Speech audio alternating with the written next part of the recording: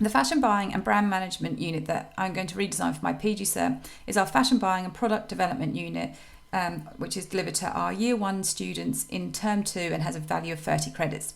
The first thing I want to talk you through is the poster that I've designed as part of my PGCert unit, which I'm going to deliver to the students ahead of the unit at the end of this term, so they'll have just before they go on winter break ahead of starting the unit in January.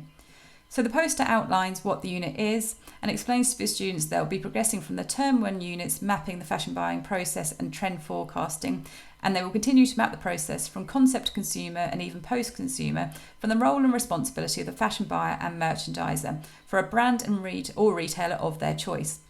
So I'm planning to streamline the brief into 3 parts, part A, B and C. So throughout the process, they'll work in order going through the units from mapping that process from concept to post-consumer. In part A, looking at developing a trend forecast, which they'll actually do over their winter break. They're quite savvy at this after coming off trend forecasting. They'll just do it specifically to their retailer. They'll go on to develop and identify their key consumer for their retailer before developing 3 mini capsule collections aimed at that retailer. So that will take them through the first 3 weeks, which will end in a checkpoint, which will offer them formative feedback in the scenario of a buyer sign-off meeting. So they'll do working groups of 5, where they'll basically act as a buyer sign-off meeting with the tutor acting as the head buyer and the students acting as merchandisers and so on, offering feedback on their trends, range plan and their key consumer that they've identified.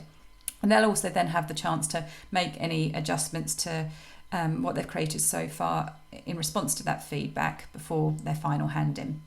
They will then move on to the supply chain and production planning part of the unit, which will take them for a few weeks, where they'll look at the process of taking one of their range plans through the whole process, mapping that process and coming up with a rationale for their choices and decision-making process within that unit. This will also end in a checkpoint where they'll get more formative feedback in smaller groups, which will also allow us to kind of monitor the learning throughout the time too. Before moving on to part C, which will be a collaborative group work project. This used to be a small subsection of part B. Last year I ran it as a one-day project and got really, really good feedback from students. So I've actually decided to make it a week-long project where students can really explore this in a lot more detail and really create like an outcome that they're proud of, rather than rushing it in like an afternoon's project. So yeah, students will each be assigned a different area of the fashion supply chain in smaller groups of around 4 or 5 to investigate and advocate for ways that brands and retailers can be more sustainable and ethical within the process here, looking at both the process and the people involved in the process. This will also end in a checkpoint and some formative feedback before their final summative in week 12. So the output for each of these areas, part A and B, they'll both submit as a report which will be combined. Part A will consist of quite a visual output with 3 trend forecasts, a visual consumer profile and 3 capsule collections. At the buyer sign-off, they'll be able to take one of their garments through and then spec that up. They will then map that garment throughout the production process, creating a production plan, so then going on to do an Excel critical path, a production plan. They'll do the factory visit here and be introduced to buyer's maths, so they'll do all the ratios, quantities and everything within this area, so it's a bit more technical. And then in the final part, as I mentioned, they'll all be assigned a certain area and they'll advocate for ways that brands and retailers could be more sustainable and ethical within that area. They've got a choice of either a film, hopefully, or a podcast output here, where they'll basically be acting as agents of change, investigating and documenting what they find here and presenting. They'll introduce their film or podcast and present that back to class at the end of the week. So the key takeaways were they will be upskilling in Adobe Illustrator, learning how to do fashion CAD flats, as well as learning how to do the critical path and formulas in Excel. They'll get to experience the whole process in a real life scenario by doing a factory visit, which I'm sure will be really well received. They'll understand buyer's mash and buyer's terminology, as well as get an understanding of the whole production process. They'll get to practice buying and merchandising activities, making throughout the unit, keeping it as authentic as possible, creating the activities like to real life scenarios with those checkpoints, also acting as key meetings that they would experience working in the real life environment, keeping it as authentic as possible. And finally, they'll get to investigate better and future practice, fashion practice throughout the supply chain, advocating as agents of change in that group film and podcast output. So that is essentially the brief revamp overview here in the form of the poster that I'll be sharing with the students at the end of this term ahead of the start of this unit in January. So this is the old unit brief for this module. My main reason I wanted to redevelop this or redesign it was because the output was often quite dry, very report based, and I wanted students to be able to look back at it. They look back at this unit a lot in their third year when they come to doing their final major project to remember how they did the buying maths, how they estimated quantities, how they went through the production process. So it's really one of the real key units from their year one. So I wanted them to be able to look back at it and really understand what they learned rather than it just being these huge essays that were often difficult to dig through. I also really wanted to authentically follow the process from concept to consumer so that it all makes sense too. So this is the front page. It's obviously sort of staying kind of pretty much the same, but I wanted to use my poster infographic here. And then, as I mentioned on the poster, I wanted to split it up into 3 sections here. So each breaching one of the threshold concepts.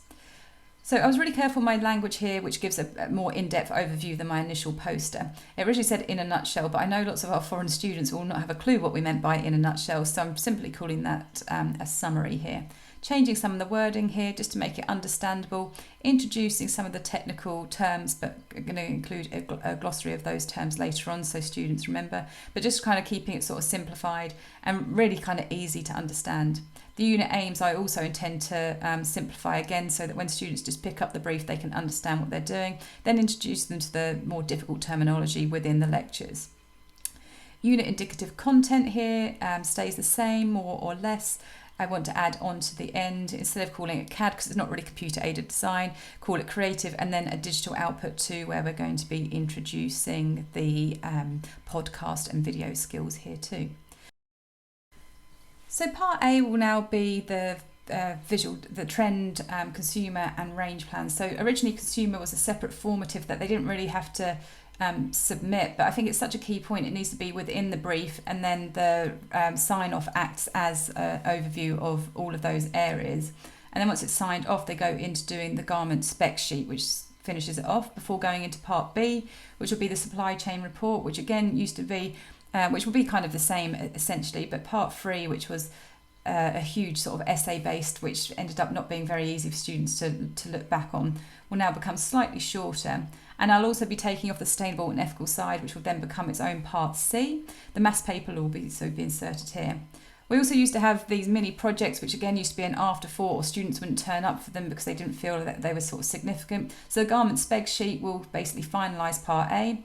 The factory selection will go into part B, and the maths paper they'll do as a practice at the end in class, basically to analyse their knowledge of all the buying maths to date and basically see what areas they perhaps need to work on more. And again, it used to sort of put students off, so now it would just be part of class and there's no real need for them to submit it. It's just a chance for them to sort of try it out. The grade that they get here or the mark doesn't affect their overall grade.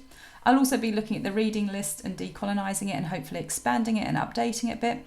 Rewriting some of the, keeping the learning outcomes because we kind of have to, but rewriting them underneath what we kind of mean in the context of this brief, and likewise doing the same for the assessment criteria.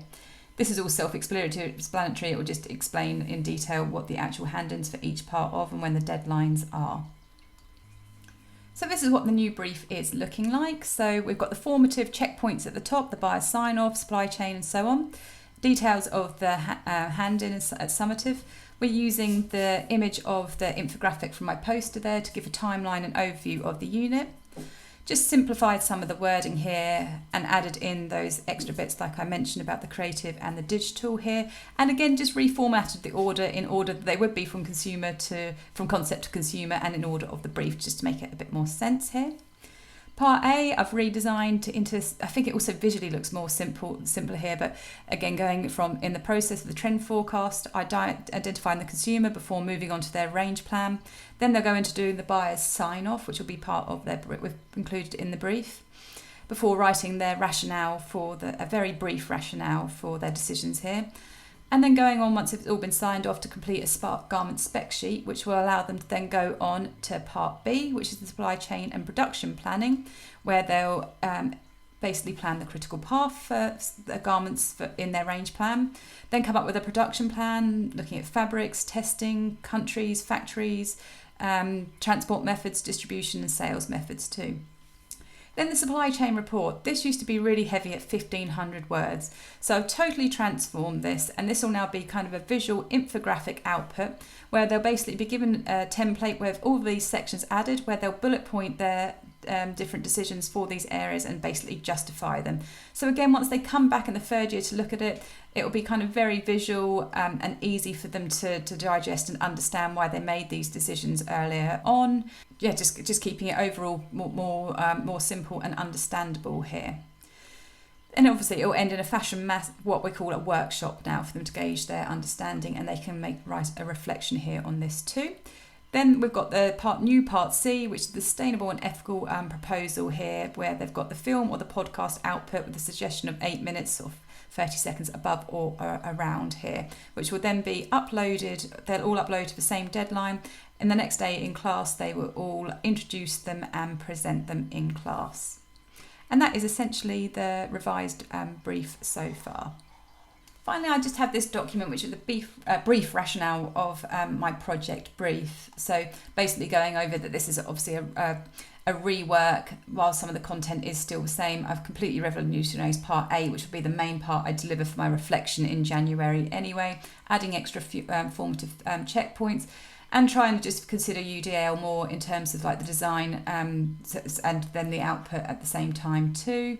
Obviously the 3 sections are meeting kind of key learning thresholds. Some of the key principles in my design were trying to make it all inclusive, as honest as possible, but at the same time as flexible as possible, understanding that different years and cohorts when we deliver this are going to do things differently, and we need to adjust things along the way too. Trying to make it as authentic as possible too in terms of real life scenarios, create community, and obviously instilling those sustainable values by making part C really relevant. Some of the key authors, I won't go through them all, but who have really sort of helped me make my decisions for the redesign there. I've obviously explained the poster too and how it relates to that.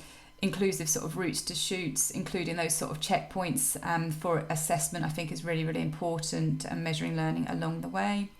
I intend, as I mentioned, to share the poster before the break in December, ahead of the students coming back in January, so they get an overview of what they're doing, and set that trend project over the holidays too. Briefing the students, obviously briefing them with that poster beforehand, and then obviously I'm thinking about inclusivity.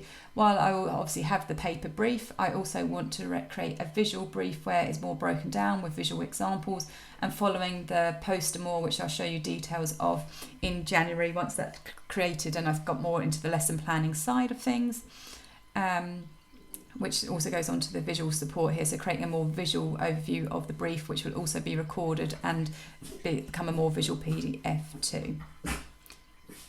And I will also be gathering information from students beforehand about what they think about the poster and the overall delivery, so there's also still time to adapt and amend the brief before the final brief goes out to them in January. So I'd really appreciate any of your feedback at this stage. Thank you very much.